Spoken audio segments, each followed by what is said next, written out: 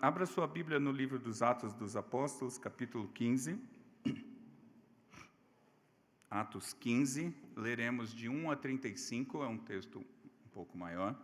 E eu convido a igreja a acompanhar a leitura e perceber os detalhes. Assim diz a palavra do Senhor, Atos 15. Alguns indivíduos que desceram da Judéia ensinavam aos irmãos: se não vos circuncidardes segundo o costume de Moisés, não podeis ser salvos. Tendo havido da parte de Paulo e Barnabé contenda e não pequena discussão com eles, resolveram que esses dois e alguns outros dentre eles subissem a Jerusalém aos apóstolos e presbíteros com respeito a esta questão. Enviados, pois, e até certo ponto acompanhados pela igreja, atravessaram as províncias da Fenícia e Samaria, e, narrando a conversão dos gentios, causaram grande alegria a todos os irmãos. Tendo eles chegado a Jerusalém, foram bem recebidos pela igreja, pelos apóstolos e pelos presbíteros, e relataram tudo o que Deus fizera com eles. Insurgiram-se, entretanto, alguns da seita dos fariseus, que haviam crido, dizendo: é necessário circuncidá-los e determinar-lhes que observem a lei de Moisés. Então se reuniram os apóstolos e os presbíteros para examinar a questão. Havendo grande debate, Pedro tomou a palavra e lhes disse: irmãos, vós sabeis que desde há muito Deus me escolheu dentre vós para que, por meu intermédio, ouvissem os gentios a palavra do Evangelho e crescem. Ora, Deus, que conhece os corações, lhes deu testemunho, concedendo o Espírito Santo a eles, como também a nós nos concedera. E não estabeleceu distinção alguma entre nós e eles, purificando-lhes pela fé o coração. Agora, pois, por que tentais a Deus, pondo sobre a cerviz dos discípulos um jugo que nem nossos pais puderam suportar, nem nós? Mas cremos que fomos salvos pela graça do Senhor Jesus, como também aqueles o foram. E toda a multidão silenciou, passando a ouvir a Barnabé e a Paulo, que contavam quantos sinais e prodígios Deus fizera por meio deles entre os gentios. Depois que eles terminaram, falou Tiago, dizendo: irmãos, atentai nas minhas palavras. Expôs Simão como Deus primeiramente visitou os gentios, a fim de constituir dentre eles um povo para o seu nome. Conferem com isso as palavras dos profetas, como está escrito: cumpridas estas coisas, voltarei e reedificarei o tabernáculo caído de Davi, e levantando-o de suas ruínas, restaurá-lo-ei, para que os demais homens busquem o Senhor, e também todos os gentios sobre os quais tem sido invocado o meu nome. Diz o Senhor, que faz estas coisas conhecidas desde séculos. Pelo que julgo eu, não devemos perturbar aqueles que dentre os gentios se convertem a Deus, mas escrever-lhes que se abstenham das contaminações dos ídolos, bem como das relações sexuais ilícitas, da carne de animais sufocados e do sangue. Porque Moisés tem em cada cidade, desde tempos antigos, os que pregam nas sinagogas, onde é lida todos os sábados. Então pareceu bem aos apóstolos e aos presbíteros, com toda a igreja, tendo elegido homens dentre eles, enviá-los juntamente com Paulo e Barnabé a Antioquia. Foram Judas, chamados Barsabás, e Silas, homens notáveis entre os irmãos, escrevendo por mão deles. Os irmãos, tanto os apóstolos como os presbíteros, aos irmãos de entre os gentios de Antioquia, Síria e Cilícia, saudações. Visto sabermos que alguns que saíram de entre nós sem nenhuma autorização, vos têm perturbado com palavras, transtornando a vossa alma, pareceu-nos bem, chegados a pleno acordo, eleger alguns homens e enviá-los a vós outros, como os nossos amados Barnabé e Paulo, homens que têm exposto a vida pelo nome de nosso Senhor Jesus Cristo.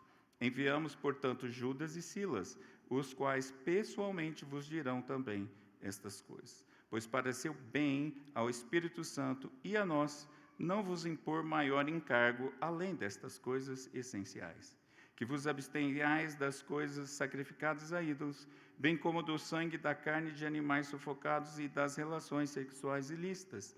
Destas coisas farei bem, se vos guardardes. Saúde. Os que foram enviados desceram logo para Antioquia e, tendo reunido a comunidade, entregaram a epístola. Quando a leram, sobremaneira se alegraram pelo conforto recebido. Judas e Silas, que eram também profetas, consolaram os irmãos com muitos conselhos e os fortaleceram. Tendo-se demorado ali por algum tempo, os irmãos os deixaram voltar em paz, os que o enviaram. Mas pareceu bem a Silas permanecer ali. Paulo e Barnabé demoraram-se em Antioquia, ensinando e pregando com muitos outros a palavra do Senhor. Vamos orar. Querido Deus, a Tua palavra continua falando conosco, continua sendo usada pelo Teu Santo Espírito para mudar o nosso viver, transformar o nosso caráter e nos fazer mais parecidos com Cristo Jesus. Suplicamos então, Senhor, que fale conosco, que nos instrua e conforte, console, anime os nossos corações, como os nossos irmãos do passado experimentaram tudo isso. Faz isso, Senhor, em nosso meio. Te suplicamos em nome de Jesus. Amém. Crianças, o desenho dessa noite é um pouco elaborado. É uma mesa grande, com pessoas de vários povos, pessoas vestidas com as roupas típicas dos seus países. E elas estão conversando. Você pode fazer balãozinho com as conversas delas, mas é importante ter roupas diferentes. Japonês com roupa de japonês, brasileiro com roupa de brasileiro, e assim vai, não é? É bom que os pais agora têm trabalho também, né? Mas, crianças, por que isso? Por que fazer gente diferente, com roupas diferentes? Nós vamos ver que o Senhor tem um só povo, formado com pessoas diferentes, de lugares diferentes. Então, é isso, criança, por isso vocês vão fazer esses desenhos. Agora, escute essa história, meu irmão. O técnico da Seleção Brasileira de Futebol convocou os melhores dos melhores, porém, antes de confirmar a escalação, ele disse para cada um dos jogadores que, para fazer parte da seleção, eles deveriam se tornar jogadores do Palmeiras e dormir às 20 horas na véspera de cada jogo. Essa foi a regra que ele estabeleceu. Obviamente, o presidente da CBF, os diretores e presidente dos outros clubes ficaram doidos, se reuniram até que chegaram a uma conclusão. E a conclusão foi, ao final, eles concordaram que os jogadores poderiam seguir nos seus times originais, porém, na véspera de qualquer jogo, eles deveriam se recolher para dormir às 20 horas. Obviamente, essa é uma ilustração, uma ficção, mas para tentar nos ajudar a perceber como o ser humano transforma opinião ou vontades próprias em regra universal, não é? Às vezes as pessoas têm coisas que são muito pessoais, jeito de fazer as coisas, e aquilo vira regra universal. E nós vamos ver isso nessa noite, meus irmãos, justamente a partir da controvérsia, ou para os jovens, a partir da treta, da necessidade da circuncisão para ser salvo, conforme nós lemos aqui. Eu vou passando pelo texto e a gente vai observando alguns detalhes. Em primeiro lugar, a controvérsia, versículos 1 a 5. Alguns indivíduos ali da Judéia estavam ensinando aos crentes de Antioquia que os gentios só seriam salvos se fossem circuncidados. Você é gentil, você aceita Jesus Cristo como seu Senhor, e para se tornar cristão você tem que se tornar meio judeu, você tem que ser circuncidado. Então, o que eles estão fazendo aqui é uma nova regra a partir de Cristo, e principalmente associando a circuncisão à própria salvação. E, meus irmãos, isso é muito sério, e é muito sério porque anula a suficiência da obra de Cristo. Não é mais só Cristo, você também precisa fazer algumas outras coisas. Não é à toa que Paulo e Barnabé debatem fortemente com aqueles homens. Provavelmente foi uma conversa bastante acalorada. E diante daquela treta, diante daquela discussão, a igreja de Antioquia, então, designou Paulo, Barnabé e alguns outros dali para levarem essa questão aos apóstolos e presbíteros lá em Jerusalém. E eles saem, então, em viagem, passam pela Fenícia e Samaria, e esse versículo ele é curiosinho, porque por onde eles vão passando, eles vão contando sobre a conversão dos gentios, como estava acontecendo, e isso, cada vez que eles contavam em cada igreja, os irmãos daquelas igrejas se alegravam. Então eles chegam em Jerusalém, a comitiva foi muito bem recebida pela igreja, pelos apóstolos, pelos presbíteros, e ali eles tiveram então a oportunidade de relatar tudo o que Deus estava fazendo, obviamente, entre os gentios. Porém, meus irmãos, a discussão piora com os fariseus convertidos. Nós precisamos lembrar, meus irmãos, que no início da igreja cristã, os primeiríssimos cristãos eram judeus convertidos. Logo depois, os gentios começam a se converter.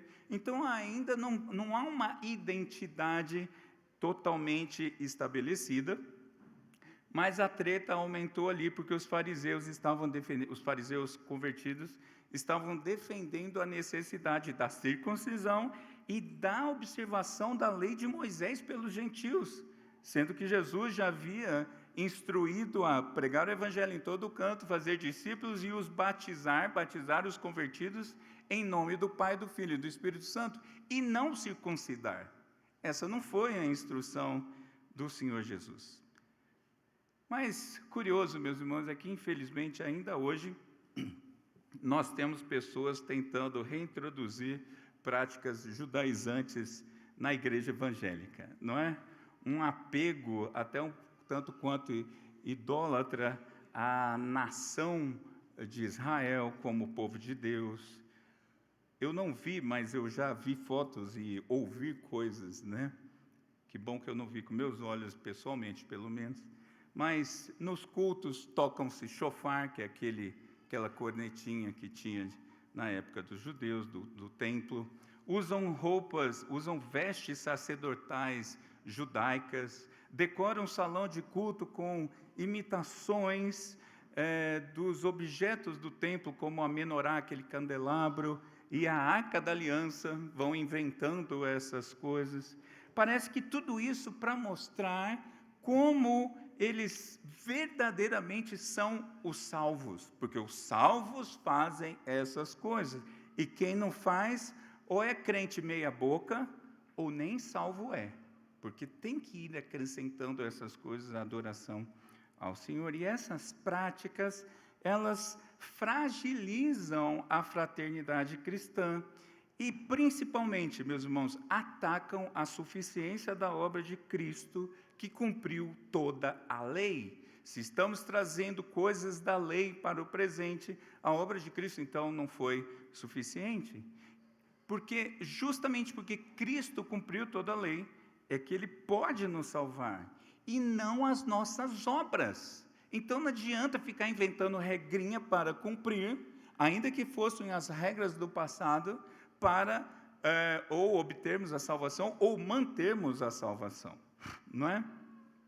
E Cristo, meus irmãos, de fato, agora um pequeno detalhe, Cristo de fato nos exige obedecer à lei, porém, contudo, todavia, em resposta à salvação conquistada por Ele. A gente olha para a lei, a gente olha para a palavra de Deus, sobretudo o Antigo Testamento, enxergando que Cristo já cumpriu a lei, então nele eu aplico a vontade de Deus à minha vida e vivo segundo a vontade de Deus. Não é o contrário, não é eu fazer as obras ou cumprir a lei para me beneficiar. Não, é saber que Cristo já venceu, já cumpriu, já honrou toda a lei e agora eu sigo debaixo do senhorio e cuidado do meu Senhor.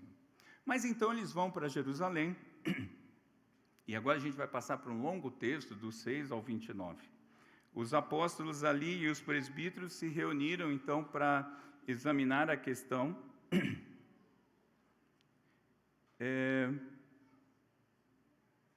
E o que aconteceu, segundo o texto, houve um grande debate. Nós não temos mais informações sobre o debate, mas talvez os prós e os contras foram levantados, mas o texto fala que houve então uma reunião, houve um concílio maior, onde estavam aqueles homens que foram levar a informação, estavam os apóstolos, nós não sabemos quantos, não é?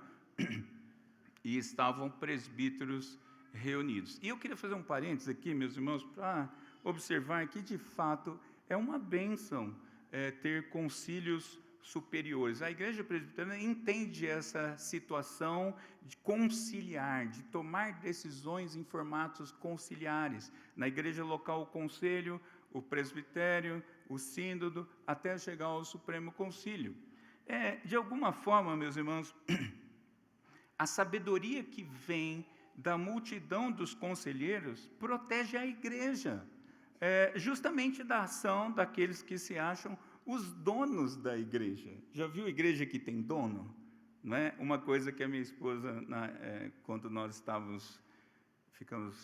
namoramos e noivamos, uma coisa, ela já sabia que eu ia ser pastor, ela falou, uma coisa eu vou exigir, acompanho você em todo campo, mas uma coisa você vai ter que fazer, é uma promessa que tem que fazer, nunca você vai deixar sua foto com uma placa na frente da igreja, porque você não é nada na igreja, o Senhor é o Senhor da igreja. Isso, eu falei, acertei, é a pessoa certa. Porque é isso, a igreja é do Senhor. Então, as decisões conciliares, elas têm esse benefício de nos mostrar que a busca é pela vontade do Senhor. E é interessante também que a Trindade age em unidade conciliar. Já pensou nessa perspectiva? Deus Pai, Filho e Espírito Santo dialogam, conversam e estabelecem tudo, não porque haja dúvida em meio à Trindade, mas é uma dinâmica da própria Trindade. E Jesus, como Deus homem, se sujeitou ao concílio da Trindade, tanto às ordens do Pai quanto à direção do Espírito Santo. Mas o texto então diz que eles foram debatendo e tiveram algumas falas, ou pelo menos Lucas registra algumas falas. A primeira delas é a defesa de Pedro. E entenda uma coisa, eles estão em Jerusalém, onde estão os maiores, o maior número de judeus, os apóstolos eram judeus, os presbíteros de lá eram judeus convertidos, muito provavelmente. Então, a noção vai ter uma decisão de judeu, vai ser uma decisão que honra a lei. Essa é uma ideia por trás. E Pedro, então, começa o seu discurso e ele diz, e eu estou traduzindo aqui para os irmãos, Pedro já estava há mais ou menos 10 anos que ele vinha pregando aos gentios. Por isso que ele fala, eu já venho há muito tempo pregando aos gentios. A gente acha que Pedro prega para os judeus e Paulo prega para os gentios, não é? Mas ambos pregavam para os dois grupos. E Pedro, acaba que ele se torna ali um porta-voz dos gentios, especialmente depois daquela experiência da conversão ali de Cornélio. Então veja, e ele ainda diz mais, ele foi testemunha ocular do derramamento do Espírito Santo sobre os judeus, que acontecia da mesma forma sobre os gentios. O que Deus estava fazendo com os judeus era a mesma coisa com os gentios, logo eliminando a segregação entre eles. Não tem mais essa coisa de judeus e gentios, mas sim um só povo. E ele dá uma ideia ao final, versículos 10 e 11. Se os judeus não conseguiam cumprir a lei, por que eles estavam tentando a Deus, essa é a expressão que eles usam ali, que Pedro usa ali, exigindo que os gentios cumprissem a lei? Essa é fantástica, essa noção que está aqui por trás. Então, tanto os judeus quanto os gentios eram salvos somente pela graça de Cristo. Sola graça. Somente a graça de Cristo é o elemento da salvação e não mais o cumprimento da nossa parte da lei. Depois, uma mera citação de que Paulo e Barnabé relatam sobre a salvação dos gentios, e mais uma vez, esses dois apontam, sim, os gentios estão se convertendo, e isso é uma obra de Deus. Deus é que está fazendo essa obra e usando esses homens para isso. E por último, então, Tiago fala e dá um parecer. Tiago é o irmão de Jesus e ele já é o líder da igreja de Jerusalém. Então, ele é uma voz muito importante. Se Paulo, Barnabé e Pedro não falaram a favor dos judeus, Tiago vai falar, é agora, não é? E Tiago retoma o argumento de Pedro, destacando que Deus estava salvando os gentios para compor o seu povo. E ele valida o argumento de Pedro, versículos 15 e 18, se apropriando dos profetas, ou seja, ele pega a noção de toda a escritura do Antigo Testamento. Quando fala a lei, os profetas, essa noção é dada para toda a palavra do Antigo Testamento, mas Tiago está se valendo dos profetas, e ele usa uma parte muito específica, ele aplica, ele interpreta e aplica uma profecia de Amós, demonstrando que a salvação dos gentios sempre fez parte do plano de Deus. Tiago está mostrando, do que vocês estão falando? O nosso Deus já falava da salvação dos gentios. Abraão devia, em Abraão as famílias da terra seriam abençoadas. Sempre foi uma ideia de buscar os que estão distantes e para os incluir na família de Deus. Então, uma vez argumentando o seu ponto de vista, ele apresenta uma proposta, versículos 19 a 21. Ele diz assim: aos judeus, não sobrecarreguem os gentios convertidos, lhes impondo a circuncisão e a observância da lei cerimonial. Você junta ali com o versículo 28, você vai entender isso, não é? E aos gentios, abstenham-se de algumas práticas que estavam gerando escândalo aos judeus. E a gente vai entender isso um pouquinho mais para frente, eu quero explicar isso um pouquinho mais para frente. E essa proposta agradou aos apóstolos, aos presbíteros e a toda a igreja. Eles elegem então 2 homens de boa reputação, Judas Barsabás e Silas, para voltarem com Paulo e Barnabé para Antioquia. Esses homens também iam escrever uma carta registrando a decisão que foi tomada. E a carta, meus irmãos, ela é cheia de detalhes, versículos 23 a 29, acompanhe aí comigo. A carta está dizendo, a carta contém, em primeiro lugar, os apóstolos e os presbíteros como signatários. Ela é assinada, nesse sentido, eles assinam embaixo aquele conteúdo, e essa carta estava destinada às igrejas gentílicas de Antioquia, Síria e Cilícia. Essa carta também está desautorizando aqueles indivíduos, que Lucas nem registrou o nome, que geraram essa discórdia. Porque a ideia é que aqueles homens forem em Antioquia e falavam, a gente está vindo aqui em nome da igreja de Jerusalém. Foram eles que nos mandaram. E agora a carta está dizendo, eles não foram em nosso nome. Não creiam nessas pessoas. Eles não estão autorizados em falar em nosso nome. Mas essa carta também credenciava Judas Barsabás e Silas como testemunhas oculares do que aconteceu. Eles não eram só apenas os escribas dessa carta, eles iam contar toda a assembleia, ou o desenrolar da assembleia, eles eram testemunhas do que aconteceu ali.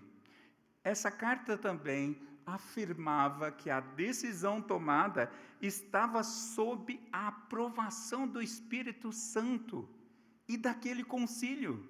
O que eles estão dizendo, o conteúdo que está chegando aí, o Espírito Santo aprovou, veio da parte de Deus, e o concílio entendeu e concordou.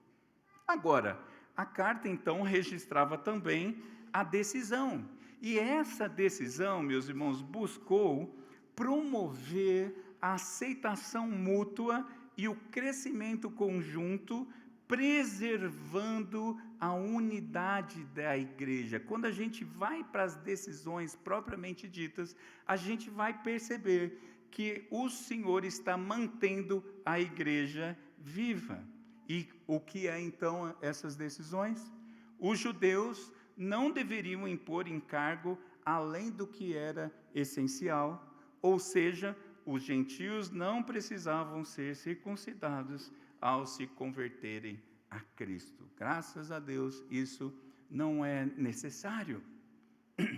Judeus, parem de pôr o peso do passado sobre os gentios que estão se convertendo. Eles não precisam ser cristãos judeus. Não existe isso. Eles são cristãos, eles são de Cristo. Mas os gentios, e essa decisão foi genial, obviamente, veio do Espírito, não é? Os gentios deveriam rejeitar práticas mundanas relacionadas à religião, alimentação e moralidade. Vejam, meus irmãos, algumas coisas, não é que elas fossem literalmente proibidas, mas não convinham. E eles não deveriam praticar por amor aos judeus. Os judeus se escandalizavam com algumas coisas. Lembra que está no começo da igreja? Eles estão se entrelaçando ainda. Então, essas coisas que não convinham, os gentios deveriam se abster. Se abster, por exemplo, das coisas ofertadas aos ídolos, ou de comer carne de animais mortos por sufocamento, ou de comer carne com sangue, porque isso para os gentios não era nada, mas para os judeus, isso era terrível. Paulo depois vai tratar isso aos coríntios, né? Se escandaliza, não faz, não tem problema comer essa carne, isso aí, na verdade, é o açougue lá do templo de um templo de um deus qualquer, isso é carne, é só orar que está tudo certo, mas não coma, se vai escandalizar outro, não coma, e é isso que eles estão falando para os gentios, não é?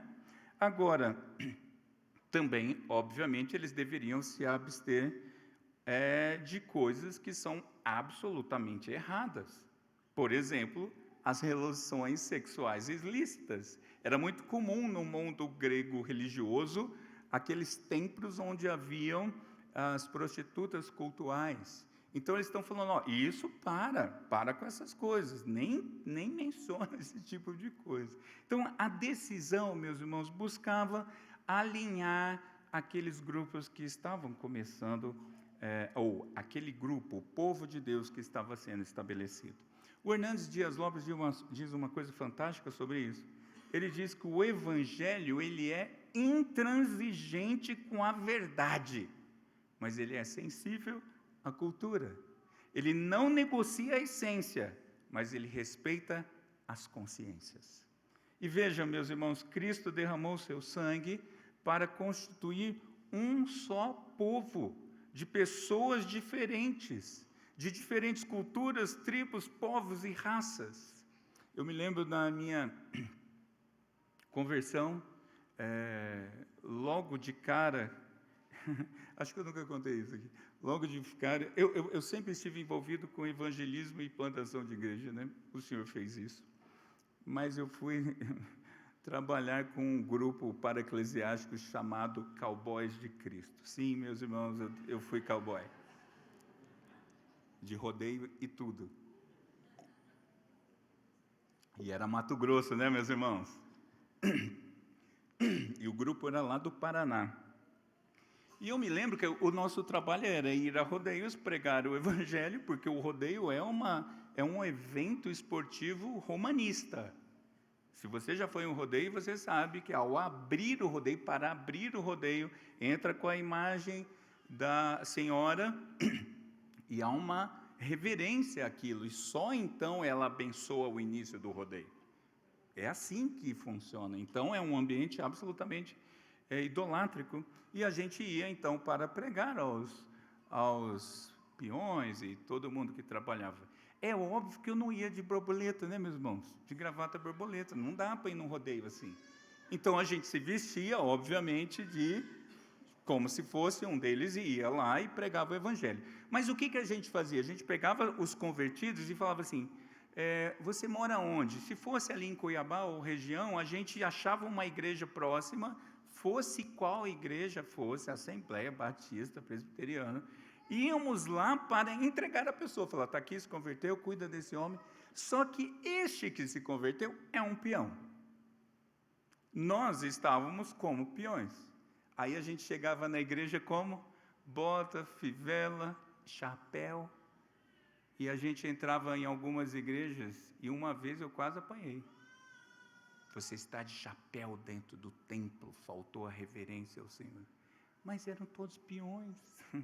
Para ele, para a cultura dele, não tem problema. Ele não tira o chapéu, a não ser para algumas tomar banho e dormir. Ele basicamente vive de chapéu. Então, qual o problema de ele entrar no salão?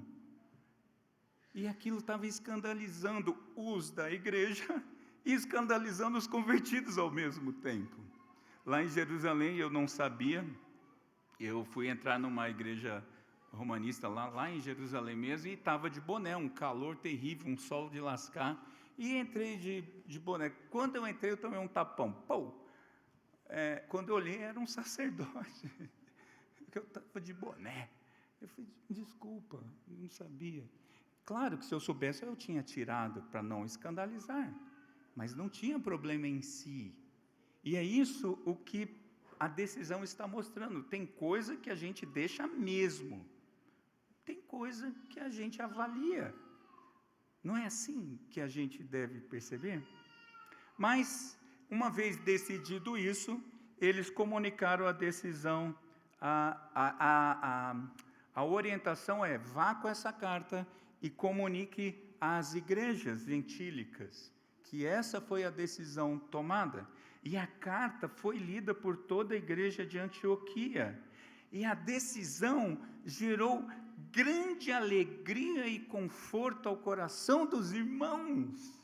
Não há mais o peso dessa lei sobre nós. Tão somente Cristo, nós somos um só povo. E aquilo alegrou os irmãos. E Judas e Silas serviram ali por algum tempo, aconselhando, exortando. Aqui você viu que esse texto, em algumas versões, ele está em colchetes ali. Algumas versões talvez não considerem esse texto, mas de um jeito ou de outro, meus irmãos, a ideia aqui é que, embora eles tenham sido liberados pela igreja, Silas decidiu ficar ali, abençoando a igreja com seus dons e talentos. Depois, nos próximos sermões, nós vamos ver isso. E Paulo e Barnabé ficaram um bom tempo ali, descansando? Não, ensinando e pregando a palavra de Deus. Paulo e Barnabé estavam naquele ritmo de plantar igrejas, mas aí surge essa treta, eles têm que ir a Jerusalém, voltam, resolveu, bora trabalhar, vamos voltar ao alvo da nossa vida, que é pregar Cristo Jesus e ensinar sobre eles.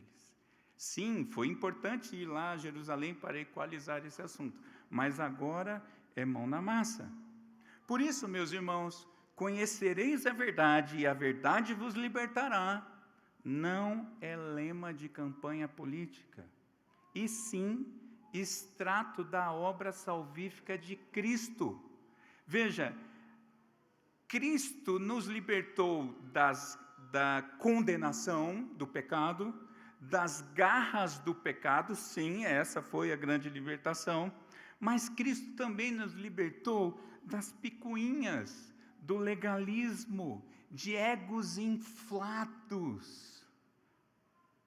Porque, meus irmãos, essas coisas nos atrapalham a ver a maravilhosa obra que Cristo está fazendo.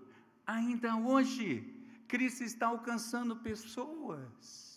E nós, meus irmãos, eu viro e mexe, eu preciso fazer isso, e eu já estou incomodado porque eu não estou em outra atividade externa à igreja. Tudo bem, aqui exige bastante, mas são essas outras atividades que faz a gente enxergar um pouco para fora, porque às vezes a gente fica muito preso no nosso mundinho, nas quatro paredes, até mesmo a gente fica preso num mundinho gospel, e não vê o que Cristo está fazendo, alcançando gentios, alcançando os incircuncisos, alcançando gente como eu e você.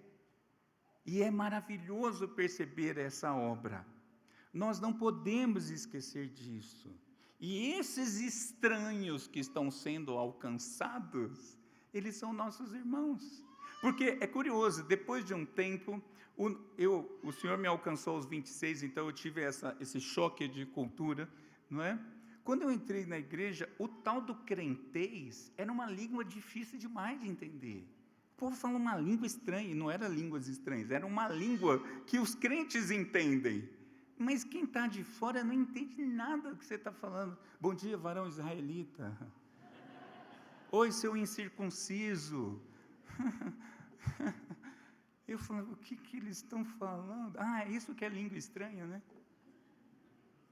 Porque a gente vai se acostumando e a gente esquece que os que estão chegando, sim, eles são estranhos mesmo.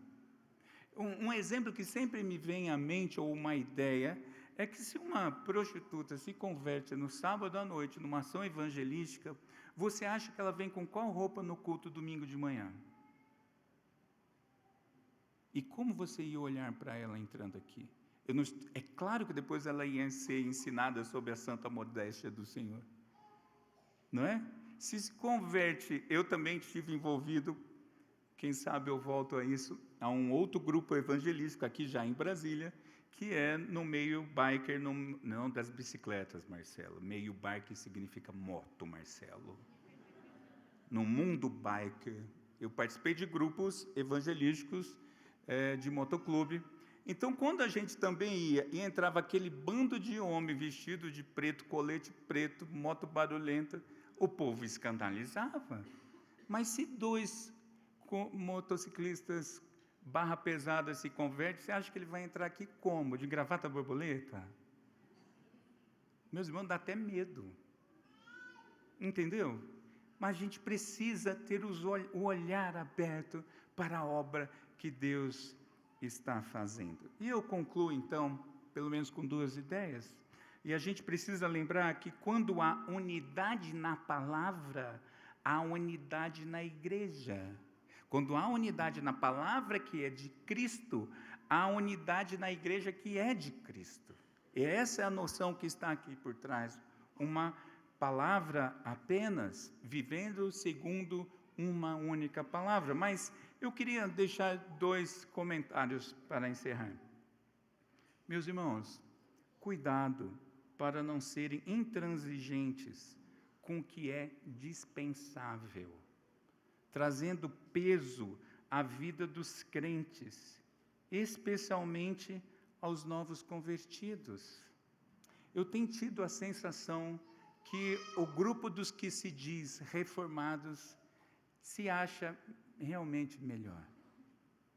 E esses textos estão me ajudando muito a lembrar quem eu realmente tenho que ser. O reino de Deus é maior do que a igreja presbiteriana, meus irmãos. O reino de Deus é maior do que a igreja reformada. Os nossos irmãos estão aí e são diferentes mesmo. E ok, tem irmão que faz mais barulho, não tem problema. É o jeito deles. Tem irmão que se veste especificamente com algumas roupas, você fala, aquele irmão é daquela igreja tal. Mas deixa eu te contar uma coisa, quando eu não vou citar especificamente, mas tem algumas igrejas reformadas que você sabe que eles são reformados, pelo estacionamento, você vê um bando de gente chegar de camisa xadrez. Você fala, ali é uma igreja reformada. Eu tive que trocar algumas roupas numa certa época, porque eu não tinha roupa para ser reformado. Cuidado, meus irmãos, cuidado. Cuidado com defesas fervorosas sobre denominações. Denominação é secundário. É claro que eu sou presbiteriano desde que o Senhor me alcançou, eu vou defender isso com a minha vida. Mas isso não significa muita coisa. É muito bom para mim. É muito bom para vocês que estão aqui dentro. Mas o Senhor tem outros jeitos de fazer as coisas. Cuidado com modelos eclesiásticos ou litúrgicos fechados. Vai visitar de férias uma igreja e lá tem 6 músicas. Ai, que horrível aquela igreja, 6 músicas. Na minha é a certa, só tem 3. Às vezes, ousadamente, a gente aceita 4. Isso é ser igreja reformada, 3 músicas. Isso é tolice. O nosso jeito de fazer é bom pra caramba, porque a gente gosta desse jeito, a gente entende que é bíblico, e ok. Mas cuidado, meus irmãos, cuidado com teólogos favoritos. Fulano fala a verdade. Aquele lá, você ouve, você lê coisa de Beltrano. Eu estou falando isso, deixa eu te contar por que eu estou falando isso. Porque isso está me incomodando há dias para mim mesmo. Eu estava virando isso. Senhor, obrigado por me libertar de novo. Eu estava virando isso, alguém que olha e fala, se não for verdinho, não só palmeirense, mas presbiteriano, não serve. Mas não, o reino de Deus é muito maior, meus irmãos. E sabe o que acontece, meus irmãos? É que é justamente a obra de Cristo que nos salva, e não as nossas práticas, não as nossas obras.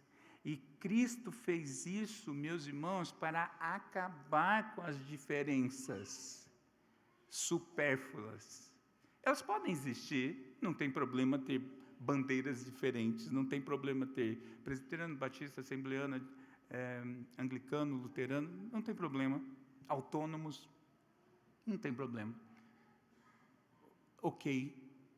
Mas todos somos irmãos em Cristo por causa da obra de Cristo.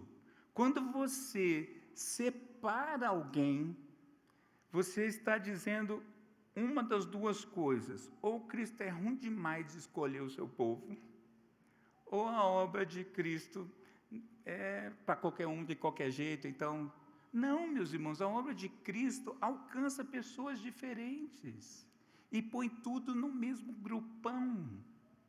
Essa é a ideia.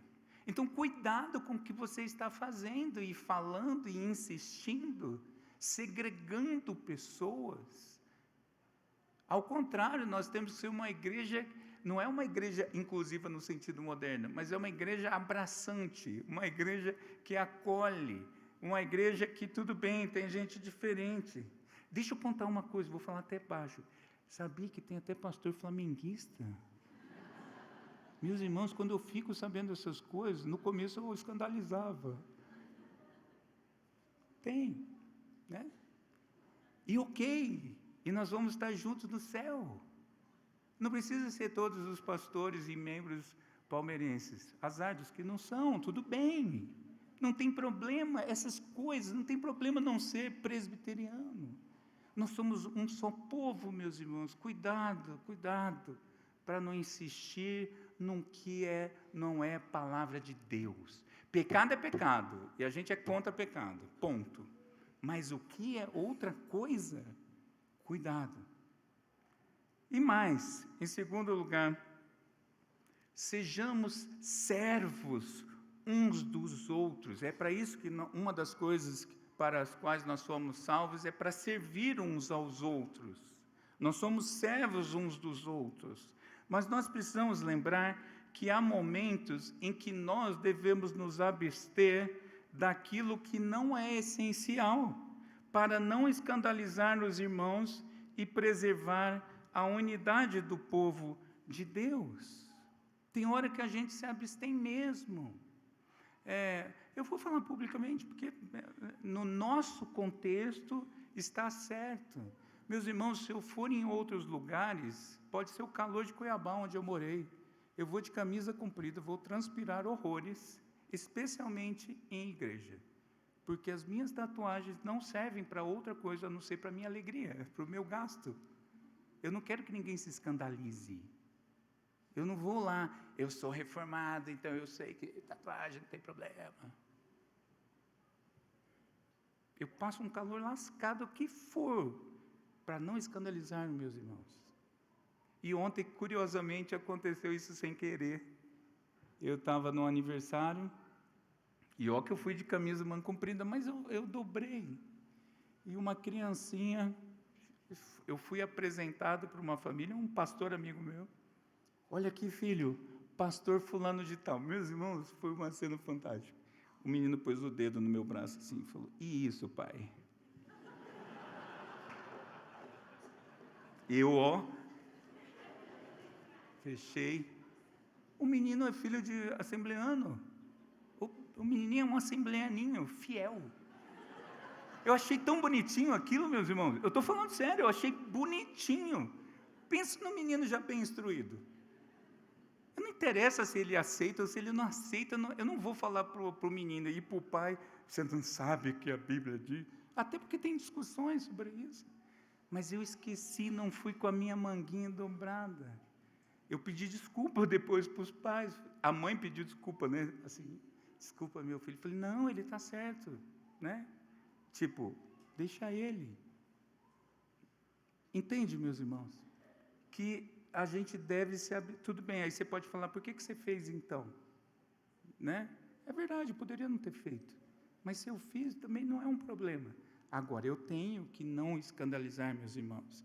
E me ocorreu mais uma coisa. A gente tem aqui a nossa ceia com vinho, porque a gente entende que é vinho. Um dia eu conto a minha história para vocês, que foi mudada aqui na Redenção. Eu era o cara anti-vinho, tá? Só para vocês saberem. Depois de 23 anos de conversão, que eu nunca coloquei uma gota de álcool, eu fui entender que a Bíblia fala da ceia com vinho. O Senhor realmente mudou o meu viver nesse sentido. Mas eu não vou ficar postando taça de... Aliás, cuidado, tá, meus irmãos? Dia de ceia, não vai me postar com a taça na mão, não.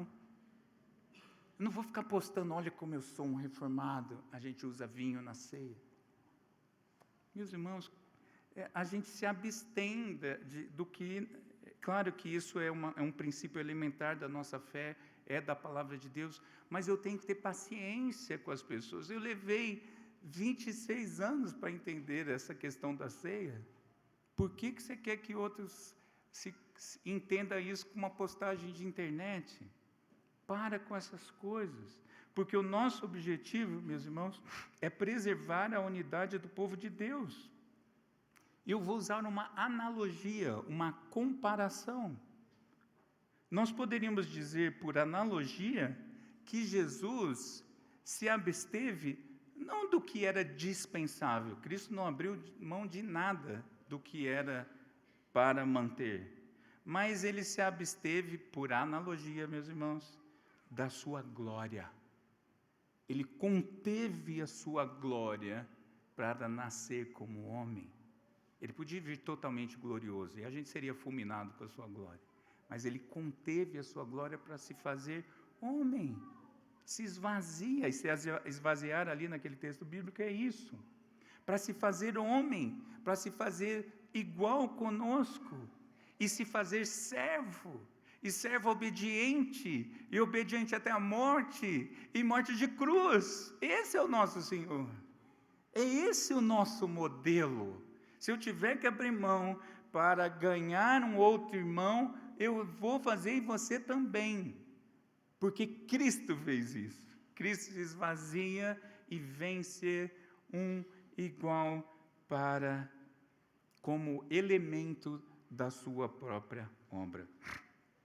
E eu termino dizendo que há um só Deus, um só Salvador, uma só fé, uma só palavra, um só povo.